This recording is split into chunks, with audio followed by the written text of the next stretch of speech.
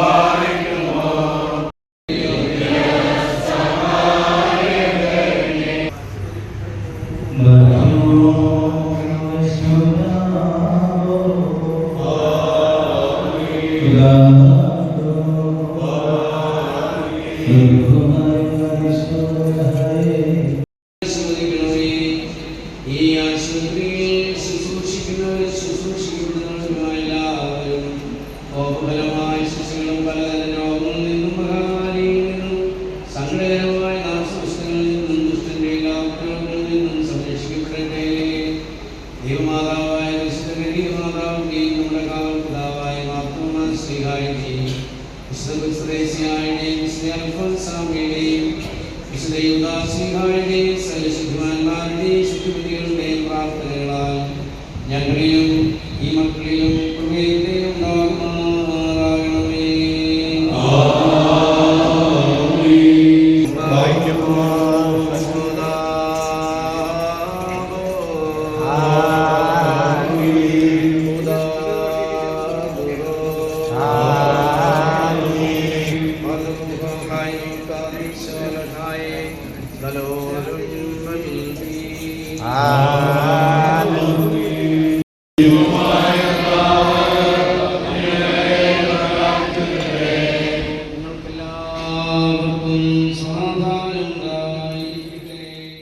സഭയിലെ വൈദികർ സഹകാർമ്മികത്വം വഹിച്ചു.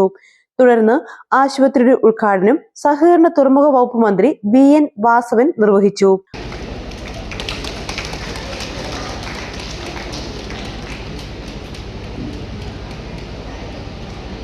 നമ്മുടെ മെഡിക്കൽ കോളേജ് സർക്കാർ മേഖലയിലുണ്ട്, സർക്കാർ ആശുപത്രിയുണ്ട്, ഒപ്പം തന്നെ സ്വകാര്യ മേഖലയിലേക്ക് നൽകുന്ന ഫലപ്രദമായ ചികിത്സയും മാതൃസേവന രംഗത്തെ വലിയ സഹായവുമാണ് നമ്മൾ ആഗോളതലത്തിൽ മാതൃക സൃഷ്ടിക്കുന്ന തരത്തിലേക്ക്. ഞാൻ വെറുതെ പറഞ്ഞില്ല.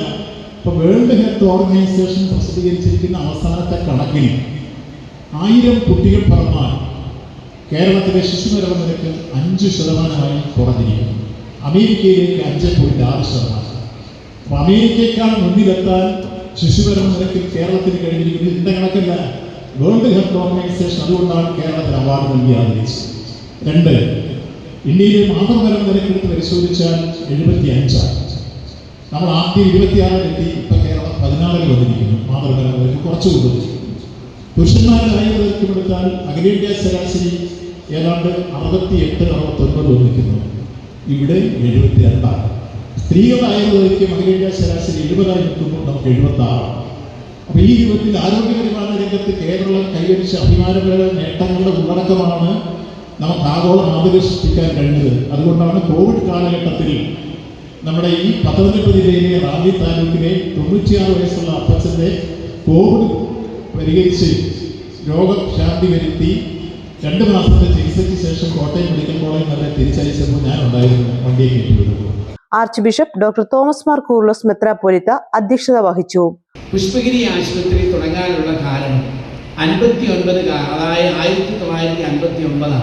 അപ്പോൾ ആ ഒരു കാലഘട്ടത്തിൽ അമ്മമാര്, പ്രത്യേകിച്ച് പ്രസവത്തോടുകൂടി അനേകം അമ്മമാർ മരിക്കുന്നു, കുഞ്ഞുങ്ങൾ മരിക്കുന്നു. കുഞ്ഞുങ്ങൾക്ക് ഒരു അത്താണിയില്ലാതായ ഒരു സാഹചര്യത്തിൽ അന്ന് തിരുവല്ലയുടെ 3ാമത്തെ അധ്യക്ഷനായിരുന്ന അഭിയുതനായ സക്രിയാസ് മാർ അത്തനാസിയോസ് തിരുമേനി തൻ്റെ മുൻഗാമി, തൻ്റെ അരമനയായി ഉപയോഗിച്ചുകൊണ്ടിരുന്ന സ്ഥലം അത് 8 കിടക്കയുള്ള ഒരു അമ്മമാരുടെ ആശുപത്രിയായിട്ട് ആരംഭിക്കുകയാണ്. അവിടെ കൊണ്ട് നിന്നില്ല. തിരുമേനി പറഞ്ഞു, നമ്മളുടെ പെൺകുട്ടികൾ അവരടുക്കളയുടെ അകത്തളങ്ങളിൽ മാത്രം ഒതുങ്ങേണ്ടവരല്ല, അവർക്ക് വലിയൊരു ഭാവിയുണ്ട്. അതുകൊണ്ട് നമ്മളുടെ പെൺകുട്ടികളെ പഠിപ്പിച്ച് നമുക്ക് അവരെ സമൂഹത്തിൻ്റെ മുഖ്യധാരയിലേക്ക് കൊണ്ടുവരുവാൻ സാധിക്കുമാറ് നമുക്കവരെ നല്ല നേഴ്സസായിട്ട്, ഹെൽത്ത് പേഴ്സണലായിട്ട് നമുക്ക് രൂപപ്പെടുത്തണം എന്ന് പറഞ്ഞു. ആദ്യ OP കാർഡ് വിതരണം ആന്റോ ആന്റണി MP ഉദ്ഘാടനം ചെയ്തു. അഡ്വക്കേറ്റ് പ്രമോദ് നാരായണൻ MLA മുഖ്യപ്രഭാഷണം നടത്തി. Pushpagiri group of institution CEO father doctor Biju Varghese Payyampally ആമുഖ പ്രസംഗം നടത്തി.